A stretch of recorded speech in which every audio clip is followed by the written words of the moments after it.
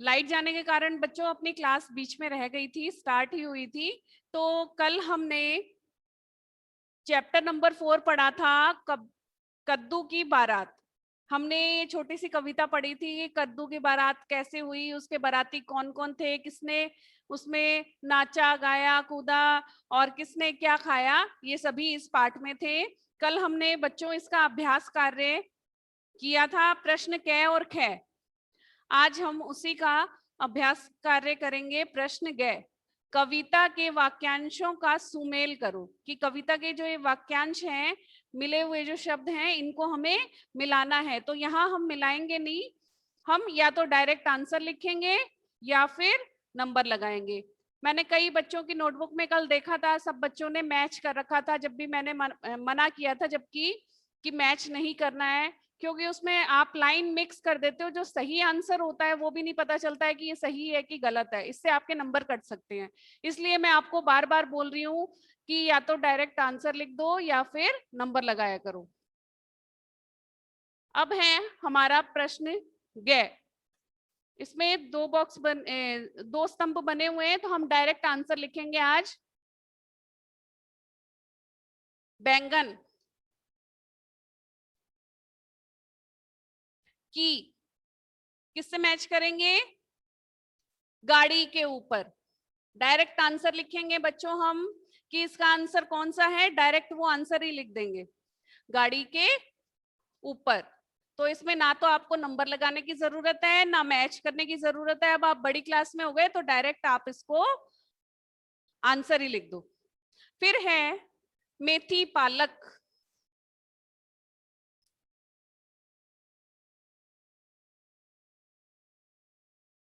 मेथी पालक, तो इसको हम मैच करेंगे भिंडी तोरी। भिंडी तोरी।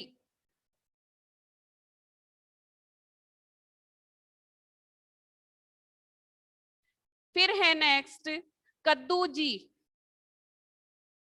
कद्दू जी,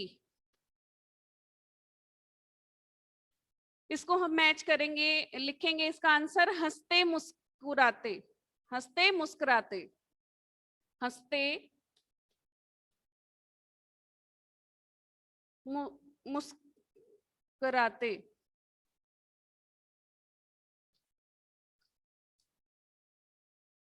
ये इसका सही उत्तर है।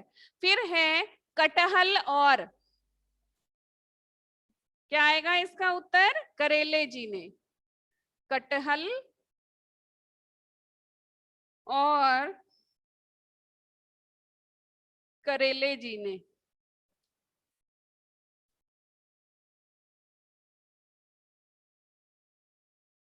अब है लास्ट, आंख खुलने पर प्रातः है।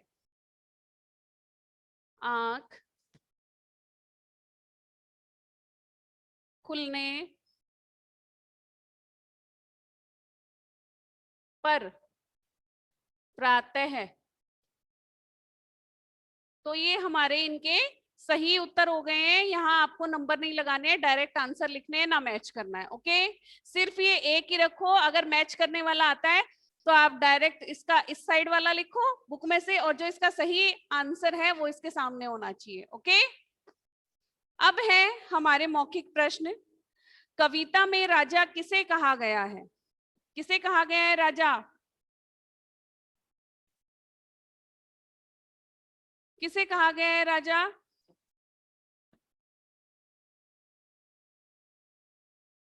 कद्दू को। किसको?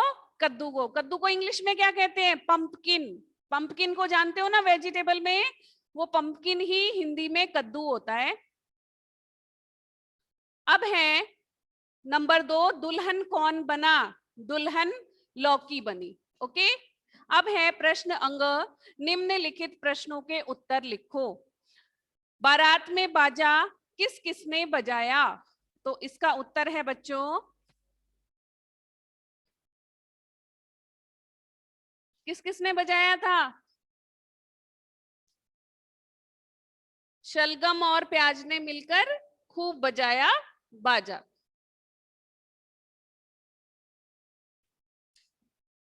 बारात में बाजा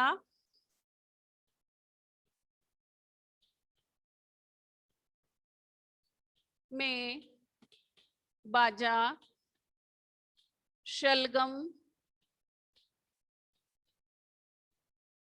और प्याज ने मिलकर बजाया, ने मिलकर बजाया।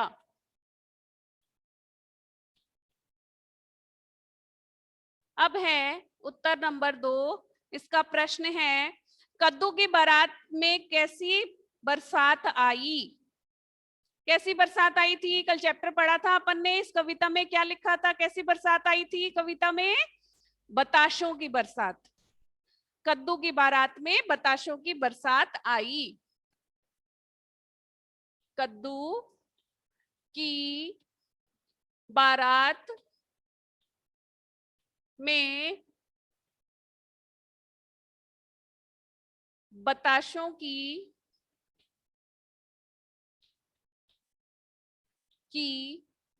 बरसात हुई।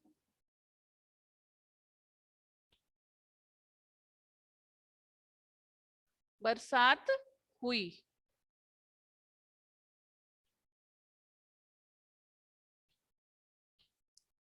अब है उत्तर नंबर 3। इसका प्रश्न है, बारात में कौन कौन नाचा? कौन कौन नाचा था बारात में? बारात में मेथी, पालक, भिंडी, तोरी, टिंडा, मूली, गाजर, आलू, मटर और टमाटर नाचे। बारात में मेथी,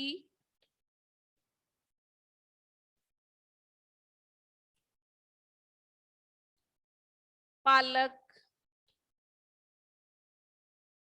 भिंडी, तोरी,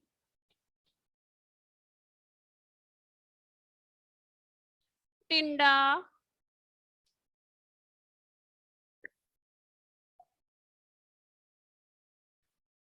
टिंडा,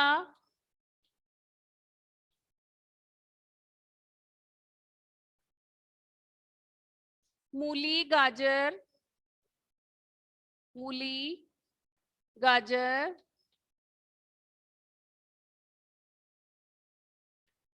आलू, मटर और आलू,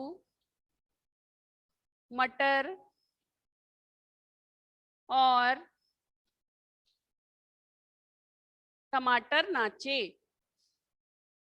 टमाटर नाचे। ठीक है। अब है हमारा प्रश्न नंबर 4।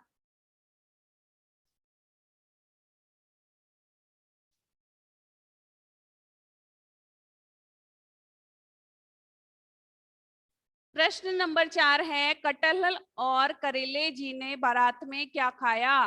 क्या खाया था? चाट पकौड़े।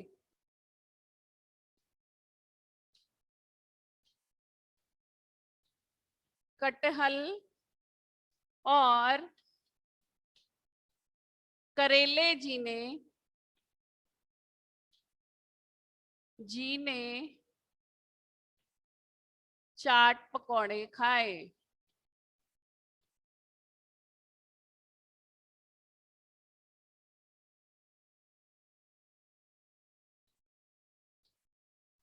खाए। ठीक है। अब है प्रश्न 5। सबसे लास्ट प्रश्न है, सपने में रात आपने क्या देखा? सपने में रात हमने कद्दू की बारात देखी।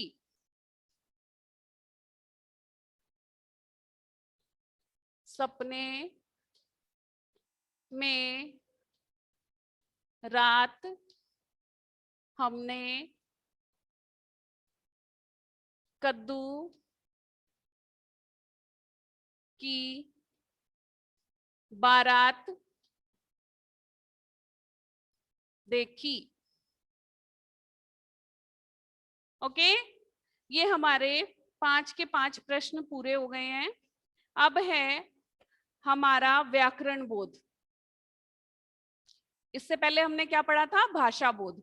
अब है हमारा व्याकरण बोध। व्याकरण बोध में पहला प्रश्न है उदाहरण के अनुसार लिखो। तो उदाहरण दिया हुआ है नाचा, फिर इसका उदाहरण क्या दिया? नाची और नाचे।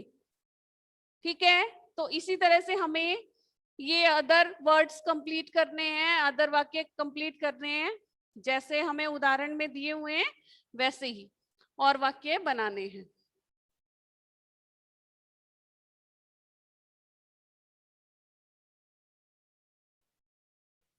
चला, चली, चले। चली और चले। फिर है खाया, खाई, खाए। खाई और खाए। फिर है नेक्स्ट बोला, तो इसका बनेगा बोली, बोले। बोली, बोले।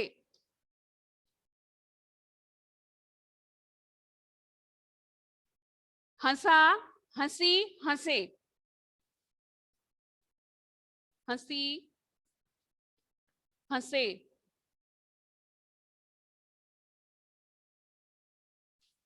फिर है नहाया, नहाई, नहाए।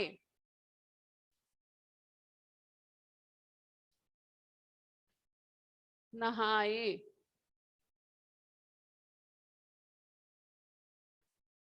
लिखा, लिखी और लिखे।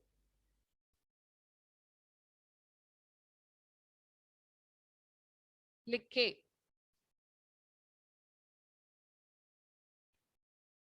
पढ़ा, पढ़ी, पढ़े। पढ़ी और पढ़े। तो इस तरह से ये हमने उदाहरण के अनुसार वाक्य पूरे कर लिए हैं जो भी खाली स्थान में दिए हुए थे। अब है प्रश्न ख। शब्दों के अंत में ना जोड़कर लिखो। ये जो शब्द दिए गए हैं ना जमा, नाच जमा ना, तो इसको हमें जोड़कर लिखना है नाचना। ऐसे हमें शब्द बनाने हैं, जोड़कर लिखने हैं इनको।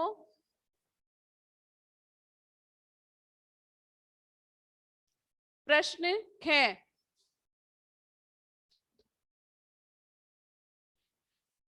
नाच जमाना, नाचना, नाचना। फिर है भाग जमाना, भागना।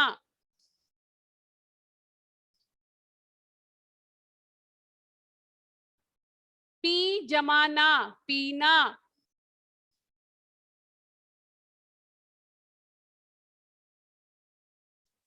पढ़ जमाना, पढ़ना।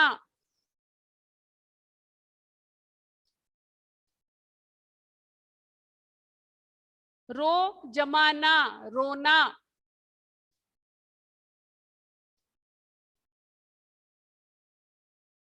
जाग जमाना, जागना।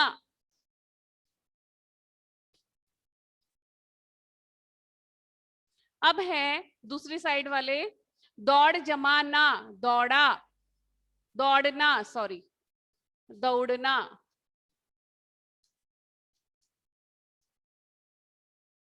तैर जमाना, तैरना, तैरना। गा जमाना, गाना।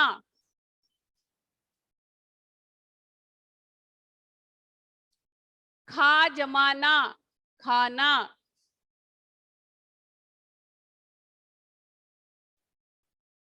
हंस जमाना, हंसना।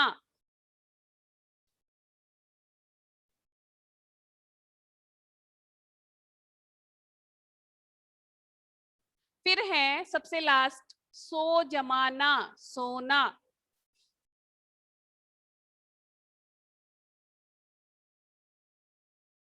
तो इस तरह से प्रश्न नंबर 6 हमने पूरा कर लिया है बच्चों। अब है प्रश्न ग। नीचे दिए चित्रों को उचित रंगों से भरो।